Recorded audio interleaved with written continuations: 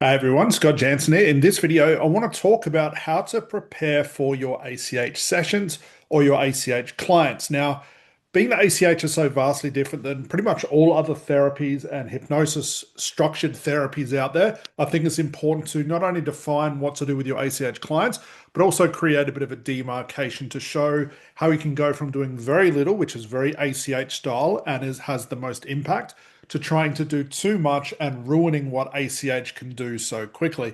So let's get into this, guys, how to prepare for your ACH clients and also your ACH sessions. Now, traditionally, the therapist would start with more like a pre-work, what I call pre-work, which is like preparation of the script, creating the audios, getting the homework ready. Now, I'm not going to get into why those things are a waste of time because I talk about it all the time. It's impossible to prepare a script. You don't need the audio. There is no need for homework. Why? Because these are all symptoms, okay? So moving past that, because we've talked about it before, let's get into preparing the ACH session first. The reason I brought up the pre-work is just to show you that extracurricular stuff at the start is not necessary. And I know that some people, although they're doing ACH, may still be trying to prepare things ahead of time. I'm here to tell you, stop doing that and get on board, the quickness of what ACH can do. So traditionally, the therapist, now when I say traditionally, it's more like the script-based hypnosis, the clinical-based hypnosis. Now, let's look at this with some logic, guys. It doesn't matter who you were trained by. It doesn't matter what school you went to, what organization you went through to get certified. They're all teaching the same stuff. Aside from ACH, which is not only vastly different, but it's probably the newest thing out there as far as therapy that we brought to light, that old traditional style, even if it's mixed up with a new name or it's got a new label attached to it, is just the same old stuff. People talk about regressions are like the newest thing in therapy. Regressions have been done for the last 40, 50 years. A certain type of script is the new thing in therapy. Scripts have been used for probably the last 20 to 30 years, so it's nothing different. So don't get lost in the new names, the new trainers, the new organizations. It's all the same stuff. And I'm going to put that together with that is the traditional way to do it. Okay. So traditionally, you'd begin with, your client sits down in front of you and you'd start with something like a pre-talk. And a pre-talk might be like, what hypnosis is, what it isn't, what they'll feel, what they may notice. I even know some therapists that talk a little bit about the history of hypnosis. Don't know why, but that's what they're taught to do, so they go ahead and do that. And what this is supposed to do is just to tell your client to sort of, this is what it's about. Any preconceived notions about hypnosis, like will they get locked in hypnosis? Will they get lost in it? Will they be able to come out? Are they going to reveal their deepest, darkest secrets? You're meant to appease the client's mind by talking about this stuff. And that's where the pre-talk stuff comes into it. Next is usually like suggestibility tests, like a finger lock or something like that, just to make sure your clients are susceptible for hypnosis and they can go quote unquote into a hypnotic trance. Next is like the relaxation. I even heard lately that you tell your client past like the relaxation thing, which is pretty typical. If you put your hand, if you have your client put their hand on their heart, they get better access to the unconscious mind. Don't know how people come up with this stuff or how they can prove that. Other therapists might tell their client, surround yourself in a white light, so you feel safe. They create like a safety bubble that has an association to safety for that client. Then you have your client close their eyes, you use deepeners, you use suggestions, you get into, reading your script, all of that stuff, which is pretty traditional and pretty typical. Okay. So being that ACH is so different, you probably know where I'm about to go next. What's the problem with this? Okay. Have a think about this for yourself. My client's sitting in front of me. I start talking through the pre-talk. I might talk about the history. I'm starting to do suggestibility tests. I tell my client to relax. I tell my client to put a hand on their heart. I tell my client to close their eyes. I tell my client to go deeper. I also tell my client, you're now a non-smoker, or you do not experience anxiety because whatever it is, whatever suggestions, I can't even come off the top of my head. What's happening here? What's the problem with this? Well, there's one key thing that happens when you're doing this more traditional route when it comes to using hypnosis. And this is it right here. And it'll also transition us into what do you do with your ACH clients if you're choosing ACH for your therapy. So what's the problem with all of the above? Well, you're telling a client you're about to begin, which creates resistance. If your client's not going into trance, they're resistant. If they're argumentative, they're resistant. If they can't relax, they're resistant. And it's not because there's something wrong with them. It's because you're now telling them what to do and you're forcing them into a direction that they may not be ready for. Now you might think, well, Scott, hang on, they paid me. They're in front of me. They want to quit smoking or overcome anxiety. Yes, maybe at a conscious level. We have conscious resistance. We have unconscious resistance. Now we talk about strategies to get through this with our ACH training. But for now, as soon as you alert your client that you have started, resistance is going to go up. With ACH, what we decide to do and what we prefer to do is to catch our clients unaware. If my client sits down in front of me and they've been to another therapist before, they're going to be expecting all of the above stuff, which means that in their mind, they're going to say, well, Scott's just doing the same stuff as everybody else. It didn't work last time. It's not going to work this time. Already they're resistant. Where's their mind going?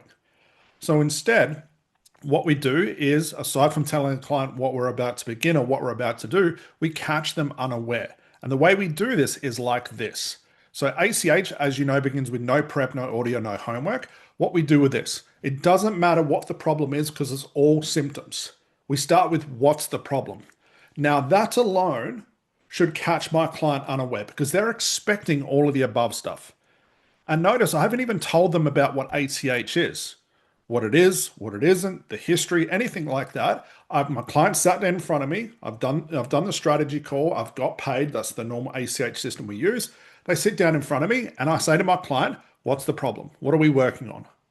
If my client's been to another therapist before, that's already caught them unaware, which is a great thing because it puts pressure on the conscious mind to go away, which is what traditional hypnosis is supposed to do.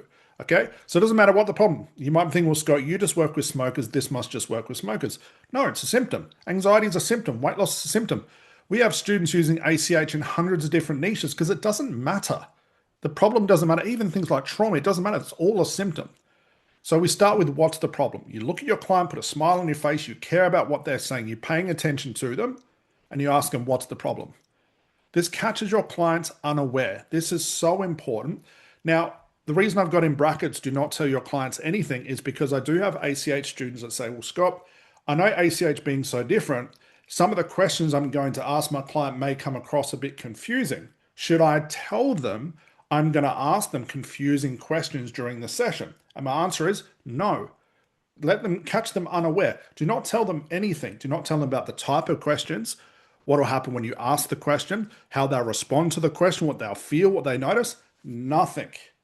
Let it be a surprise for your client because that surprise is pure unconscious moments. So start with what's the problem. Doesn't matter what the symptom is because that's all they can tell you. Catch your clients unaware. Do not tell them anything about what will happen during or anything like that. And then start the therapy and then the hypnosis becomes a byproduct.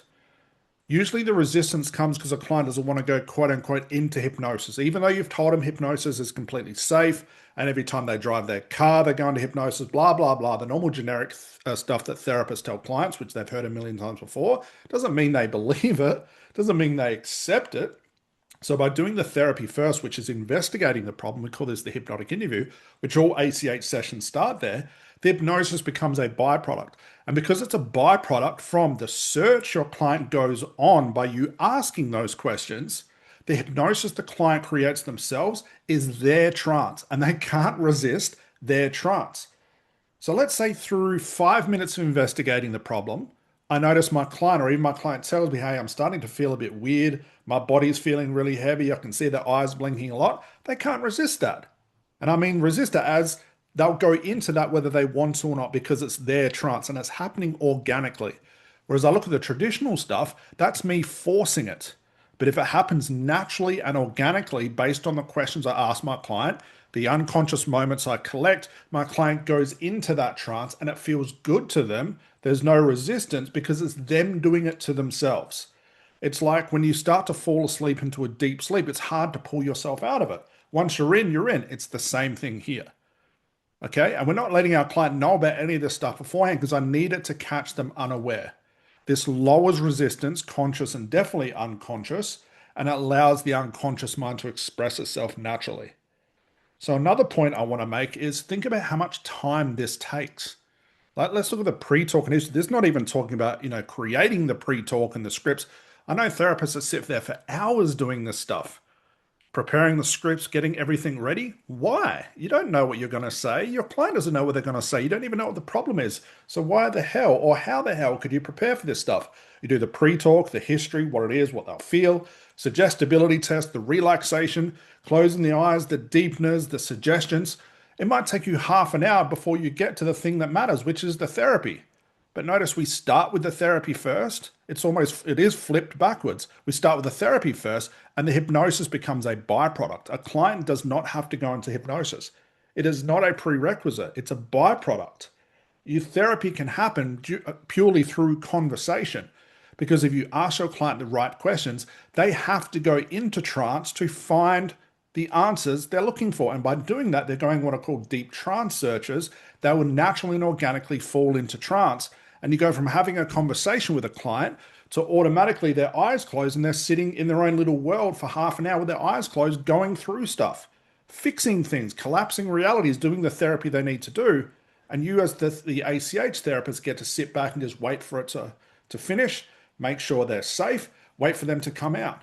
But traditionally, the therapist is talking all the way through it. They're talking at their client. They're reading pieces of paper. They're flicking through folders. They're looking at techniques. They're looking at which way the eyes move so they can create suggestions around like looking and noticing and feeling. All of those eye movement stuff. It's so much stuff the therapist has to do. Not only is that why it's taking a lot of time, but it's so much pressure on the therapist to remember all this stuff. All in all, ACH, think about how quick this is going to be if I take away half an hour of the stuff that really doesn't matter and allow it to happen naturally. But the biggest thing is do not tell your client beforehand. Okay. You want your clients to leave thinking, wow, that was so different than every other therapist out there. That's exactly what I want to happen. But if I go in saying, well, I'm an ACH therapist and this is the brand new therapy to hit the scene. It's trained by this big mentor with millions of followers all over social media. And I go in starting the same thing and starting the same way. All I'm doing is the same therapy that client could get from any other therapist around the world because they've all been trained the same way. Okay. So guys, that's how we prepare for your ACH clients. Start with what's the problem, catch your clients unaware, start with the therapy, not the hypnosis. This lowers resistance and allows the unconscious mind to express itself naturally. Don't tell your client what you're going to say. Don't prepare because you can't. Be curious and start with that role first. Okay. So hopefully that was informative, guys. That's how we prepare for your ACH session, which means that all in all, you don't prepare at all. You can pretty much get off a strategy call and start the session straight away, which saves a hell of a lot of time. Takes the pressure off you as a therapist. All right. So I'll see you in the next video, guys. Bye for now.